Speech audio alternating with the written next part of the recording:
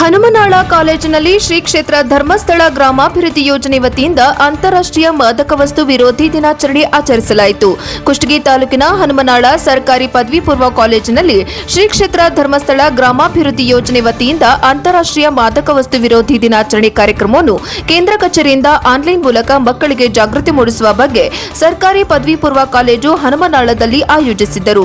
ಈ ಸಭೆಯಲ್ಲಿ ಹನುಮಸಾಗರ ಪೊಲೀಸ್ ಠಾಣೆಯ ಪಿಎಸ್ಐ ಧನುಂಜಯ್ ಸರ್ ಕಾರ್ಯಕ್ರಮ ಕುರಿತು ಮಾತನಾಡಿದರು. ಎಸ್ಡಿಎಂಸಿ ಅಧ್ಯಕ್ಷರಾದ ಗುಂಡಪ್ಪ ಕೋತಬಾಳ, ಕಾಲೇಜಿನ ಆಡಳಿತ ಮಂಡಳಿ ಸಿಬ್ಬಂದಿ ವರ್ಗದವರು ಹಾಗೂ ಮಕ್ಕಳು ಭಾಗವಹಿಸಿ ಕಾರ್ಯಕ್ರಮವನ್ನು ಯಶಸ್ವಿಗೊಳಿಸಿದರು.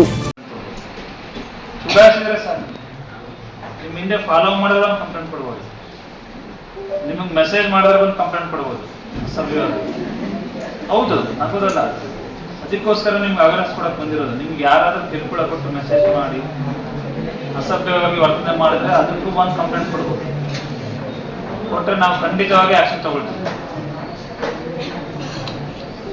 ಏನೇನ್ ಮಾಡೋದು ತಗೊಳ್ಬೋದು. ಒಬ್ರು ಹೇಳ್ರಿ, ನಾನು 3 ಪಾಯಿಂಟ್ಸ್ ಹೇಳ್ರಿ, ಯಾರಾದ್ರೂ ಗೊತ್ತಿದ್ರೆ ಹೇಳ್ರಿ.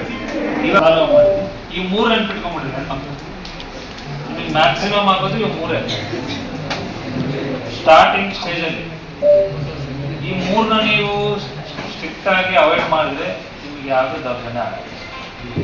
ನೀವು ನೆಗ್ಲೆಕ್ಟ್ ಮಾಡಿದ್ರೆ ಅವ್ರು ಮುಂದುವರಿತಾರೆ. ಹಾಗಾಗಿ ನೀವೆಲ್ಲ ಈ ಆ್ಯಕ್ಟ್ನ ಸದುಪಯೋಗ ಪಡ್ಕೊಂಡು, ಸರ್ಕಾರ ನಿಮಗೋಸ್ಕರ ಈ ಕಾಯ್ದೆ ತಂದಿರುತ್ತೆ, ನೀವು ಮುಕ್ತವಾಗಿ ಒಂದು ಕಂಪ್ಲೇಂಟ್ ಕೊಡ್ಬೋದು. ನಿಮಗೆ ಭಯ ಆಯಿತು ಸ್ಟೇಷನ್ಗೆ ಬಂದು ಕೊಡೋಕ್ಕೆ, ನನ್ನ ನಂಬರ್ ನೋಟ್ ಮಾಡ್ಕೊಡ್ರಿ, ಪಾಂಪ್ಲೆಟಲ್ಲಿ ಇದೆ, ನಿಮ್ಮ ಸರ್ ಕಡೆ ಇದೆ. ನೀವು ನನಗೆ ದೂರವಾಣಿ ಮೂಲಕ ಕರೆ ಮಾಡಿದ್ರು ನಾವು ಅವ್ರ ಮೇಲೆ ಆ್ಯಕ್ಷನ್ ತೊಗೊಂಡು ನಿಮ್ಮ ಹತ್ರ ಗುಪ್ತವಾಗಿ ಬಂದು ಕಂಪ್ಲೇಂಟ್ ತಗೋತೀವಿ. ನಿಮ್ಮ ಹೆಸರು ಎಲ್ಲಿ ಹೊರಗಡೆ ಬರಲ್ಲ. ನೀವು ಡೈರೆಕ್ಟಾಗಿ ಹೋಗಿ ಮ್ಯಾಜಿಸ್ಟ್ರೇಟ್ ಮುಂದೆ ನಾವು ನಿಮ್ಮನ್ನು ಪ್ರೊಡ್ಯೂಸ್ ಮಾಡ್ತೀವಿ. ಮ್ಯಾಜಿಸ್ಟ್ರೇಟ್ ಮುಂದೆ ಹೇಳ್ಬೋದು, ಸ್ಟೇಷನ್ಗೆ ಬರೋ ಅವಶ್ಯಕತೆ ಇಲ್ಲ. ನಿಮ್ಮ ಹೆಸರನ್ನ ಗೌಪ್ಯತೆನೂ ಕಾಪಾಡ್ತೀವಿ. ಜಡ್ಜ್ ಸರ್ನು ಅಷ್ಟೇ, ಯಾರನ್ನ ಒಳಗಡೆ ಕರ್ಕೊಳಲ್ಲ. ನಿಮ್ಮನ್ನು ಒಂದೇ ನಿಮ್ಮ ಒಬ್ಬರನ್ನೇ ಒಳಗಡೆ ಕರ್ಕೊಂಡು ಏನಾಗಿದೆ ನಿಮ್ಮ ಬಾಯಿ ಮುಖಾಂತರನೇ ಅವರು ಕೇಳಿಕೊಂಡು ಅವರು ಹೇಳಿಕೆ ಮಾಡ್ಕೊಂತಾರೆ. ಆರೋಪಿಗೆ ಖಂಡಿತವಾಗಿ ಜೈಲು ಶಿಕ್ಷೆ ಆಗ್ತದೆ, ಹೊರಗಡೆ ಬರಲ್ಲ. 1098. ಅದೇ ರೀತಿ ಇದು 1908. 1908 ಇದಕ್ಕೆ ನೀವು ಕರೆ ಮಾಡಿದ್ರೆ ನಿಮ್ಗೆ ಏನೇ ಇನ್ಫಾರ್ಮೇಶನ್ ಇದ್ರೂ ಅಲ್ಲಿ ಹೇಳ್ಬೋದು. ಅಥವಾ ಈ ಡ್ರಗ್ಸ್ಗೆ ರಿಲೇಟೆಡ್ ಯಾರಾದ್ರೂ ವ್ಯಸನಗಳಿದ್ರು ಅವ್ರಿಗೆ ಹೇಳಿದ್ರೆ ಅವ್ರು ನಮ್ಗೆ ಇಂಟಿಮೇಷನ್ ಮಾಡ್ತಾರೆ, ಅವ್ರನ್ನ ತಗೊಳ್ತಾರೆ. ಕಾಪಿನೂ ನಾನು ಶೇರ್ ಮಾಡಿರ್ತೀನಿ principal sir. Next topic start ಆಗಿಲ್ಲ. ಎಲ್ಲರೂ ಬಿಲೋ 18 ಇದ್ದೀವಿ, ಹೌದಾ? ಎಲ್ರದ್ದು ವಯಸ್ಸು 18ಗಿಂತ ಕಡಿಮೆ ಇದೆ ಅಲ್ವಾ ಇಲ್ಲಿ ಇರೋದು? ಪೋಕ್ಸೋ ಆಕ್ಟ್ ಬಗ್ಗೆ ಗೊತ್ತಿದೆ ಎಲ್ರಿಗೂ? ಪೋಕ್ಸೋ ಆಕ್ಟ್ ಅಂತ ಇದೆ. ಎಷ್ಟು ಜನ ಗೊತ್ತಿದೆ ಕೈ? ಇದು ಜೆಂಡರ್ ಬಯಸ್ಡ್ ಆಕ್ಟ್ ಇದೆ.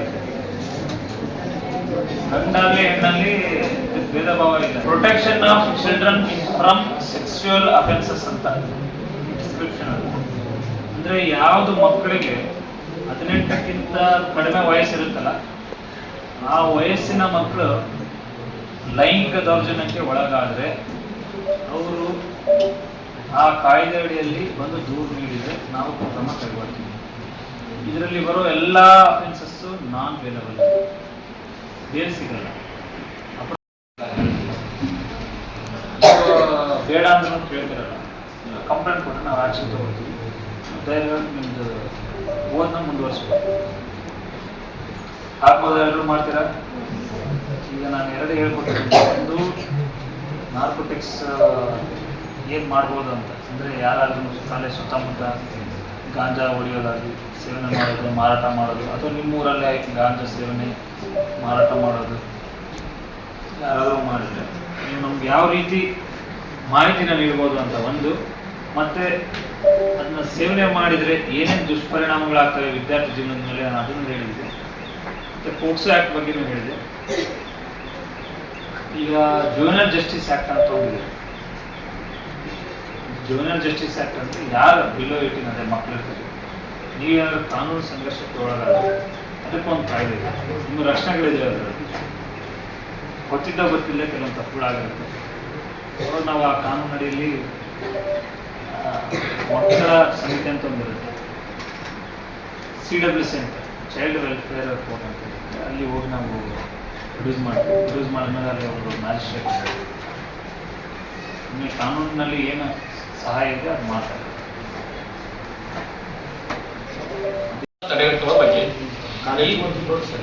ಕಾಲೇಜು ಮತ್ತೆ ಪ್ರೌಢಶಾಲೆ ಎರಡು ಮತ್ತೆ ಇನ್ಕ್ಲೂಡಿಂಗ್ ಪ್ರೈಮರಿ ಒಂದೇ ಪ್ರೆಮಿಸಸ್ ನಲ್ಲಿ ಇರೋದ್ರಿಂದ ನಾವು ಮೂವರು ಸೇರಿ ಮನವಿಯನ್ನ ಇಲ್ಲಿ ಸಲ್ಲಿಸ್ತಾ ಇದ್ದೇವೆ.